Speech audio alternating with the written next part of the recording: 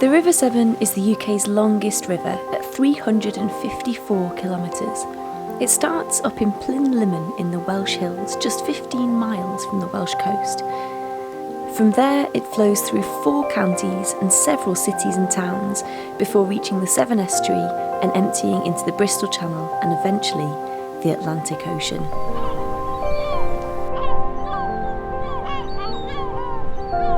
But it starts here. It's hard to believe that the UK's longest river can begin with a single post and a trickle of water up on a moor in the Welsh Hills.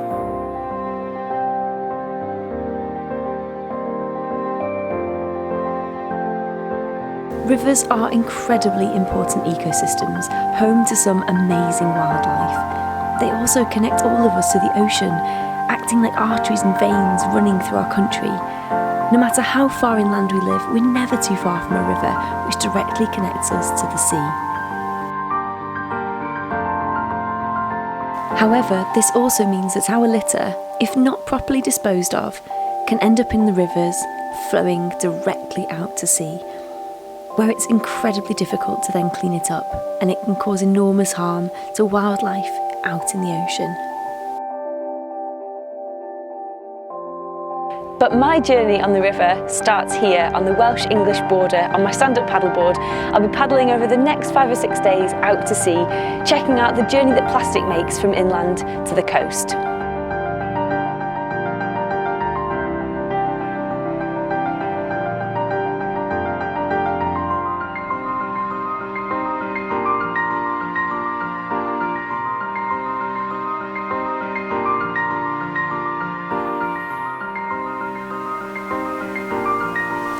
It was dark by the time I got off the river last night, so I didn't have a chance to sort through the rubbish that I picked up. I'm going to weigh it this morning and see how much we collected. About 3 kilos, and that was just in a couple of hours of paddling really. And most of what I found here is plastic sheeting that was caught up in the branches of the trees lining the river, 1 or 2 plastic bottles and a frisbee.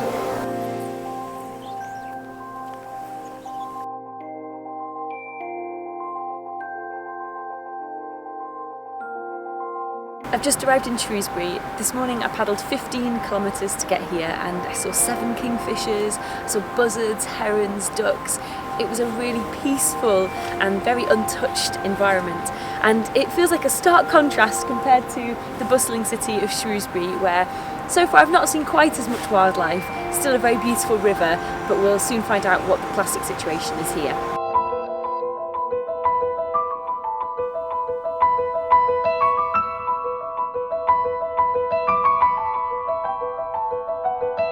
I've paddled 43 kilometres today, been on the water for 7.5 hours, starting to feel it now. About ready to finish for the day, my back's starting to hurt now. It's been quite an interesting day, a lot of contrast. So before, Shrewsbury was very remote, very beautiful, very full of wildlife and nature, and then since Shrewsbury it's still been absolutely gorgeous, but a lot of the nature seems to have been replaced by plastic. It was very noticeable how much more plastic there was after the city than before, and that's stuff that's been washed downstream from human activity in that city.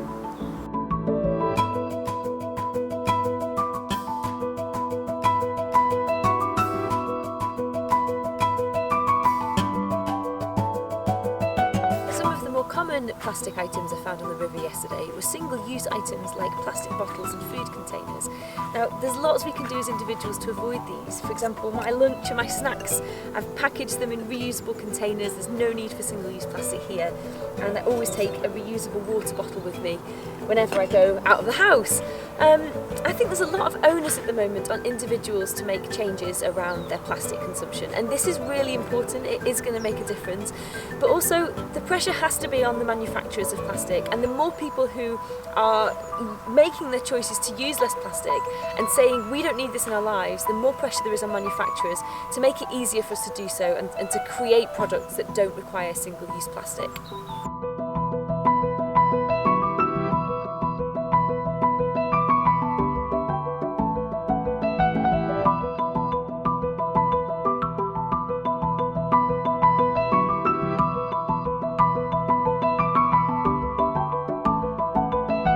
This morning I paddled from Cressid to Bridgenorth, and I've been joined by a group of local paddlers who are absolute legends, and I'm excited to have a chat with them today about what paddling and what the River Severn means to them. So Craig, how has this morning been for you out on the water? Oh, it's been excellent. You know, it's one of the longest paddles I've done on the river, but already from you coming and showing what you're doing on Instagram, you know, I put a bucket on the front of my board today, and we're just talking about the club now, introducing the members to doing some regular litter picks along the river, you know, and get that. It's probably a weekly or a monthly thing that we'll do with the club members and get them into picking the litter along the river. That's fantastic, because we were having a chat before, Dave, weren't we, about how getting people out onto the reservoir on paddleboards, perhaps people who haven't even known that there's a reservoir there, has introduced them to a way to get out on the water and a way to feel passionately about protecting it. Yeah, it's been a fantastic journey for us, really. We're a sailing club and a declining membership, and we thought, what can we do? So we introduced paddleboarding, and it's just opened the reservoir. We've had 350 people come and do walk on water classes. People who'd never dream of being on paddleboards or on the water. I just love the fact that it connects people with nature, with the grounding. You know, it's something really important for people. And we were having a chat earlier as well, weren't we, about how important being on the water is for mental health. And I think, you know, both of us, we've had our own mental health journey, and actually being able to spend time on the water has been pivotal, certainly for me, and I know you were explaining before. Would you mind explaining just how important this place is for your well-being? So yeah, I've battled with mental health issues for quite a few years, and for me the river is just such a special place. It's headspace, it's being just at one with the nature. You're mindful with what you're doing, and it just clears everything away. It's soul food, and having that enjoyment and that love of what it's doing to me makes you more passionate about wanting to protect it. It's such a special place, and it could do so much good for people who've got mental health issues. The connection between water and good mental health is just amazing. And even I think for those who don't have mental illnesses, just to kind of keep your mental health nature battery topped up, it's a really special place, isn't it?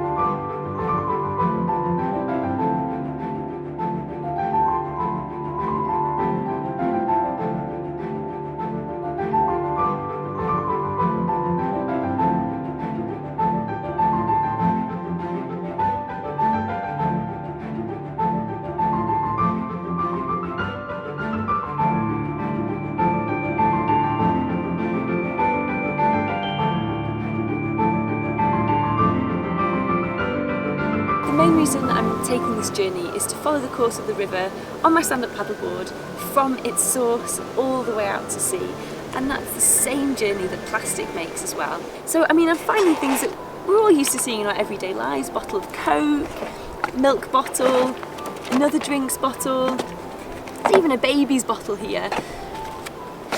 And if not collected, all of that stuff is on its way straight out into the ocean. There was an amazing study done a few years ago which stated that if every person who visited a canal or river in the UK picked up just one piece of plastic, that in a year those environments would be free from litter. How amazing is that? So if you do go down to a river or a canal, please try and pick up just a couple of bits of litter, because once they're out of these waterways, they're in the ocean where they're often lost forever.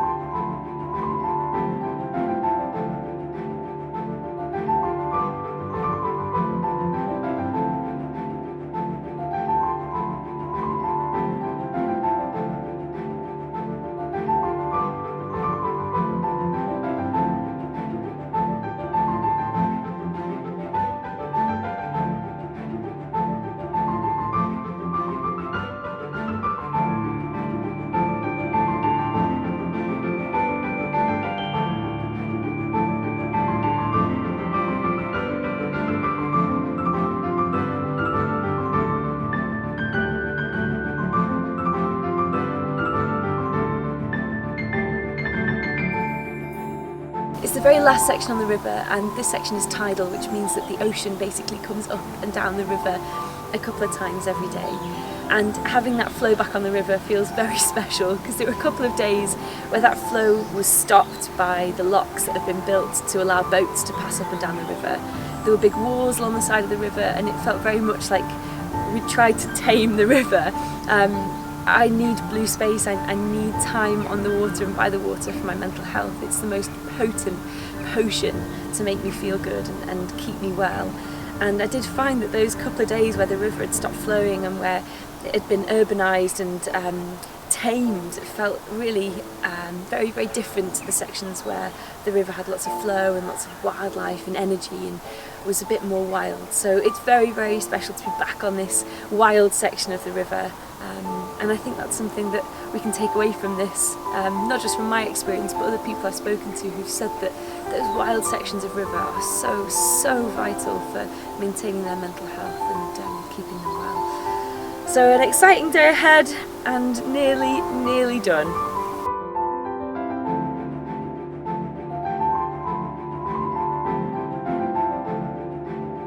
We can make a difference.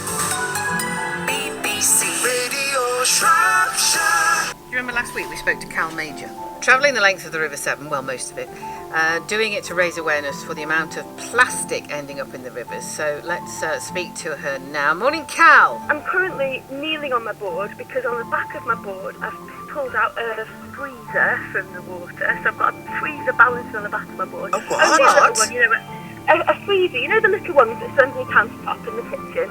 It's that kind of size.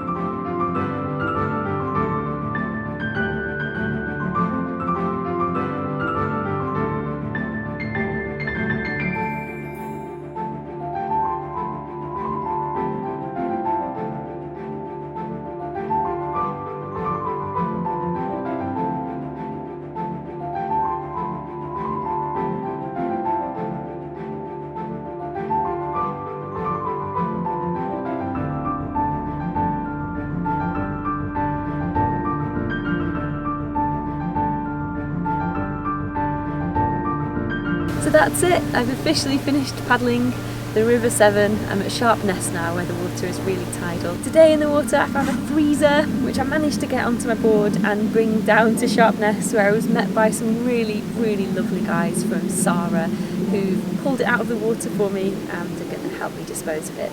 I've also found lots of single-use plastic, bottles, bags, again the same stuff that I've been finding the whole time. But I feel really grateful to have seen this journey that plastic makes and to see all the different types of stuff that we can find in the river here and use that to help communicate better ways to live with and without plastic. So I'm just weighing the litter I found today on the river. I reckon I've got another 3 or 4 kilos in there. Yeah, 4 kilos today, plus a 20 kilo freezer. So I reckon that brings the running total up to probably around 80 kilos of litter in 1 week by one person. That's more than I weigh. This afternoon I'm heading over to a nursery in Bristol where the children have been following this journey and apparently they've made their own sea creatures from plastic. And it's so great to see the younger generation so engaged and so passionate about protecting wildlife. But this journey has shown us that we all need to do something to help to tackle this problem. It can't just be down to the younger generation. It's a massive issue, it's still affecting us, it's not gone away and it's not going anywhere anytime soon. We all need to step up and do what we can to help protect our natural world. My name's Autumn and I'm 3 years old. I love the sea in the rivers. Why do you love the sea and the rivers? Because they got turtles and they've got seabirds. I made jellyfish. Can you show us your jellyfish? What colours have you got on your jellyfish? Purple, red, and green and pink. And can you tell me about plastic bottles? Plastic bottles are plastic and fish can't eat them. So what should we do with plastic bottles? Throw them in the bin.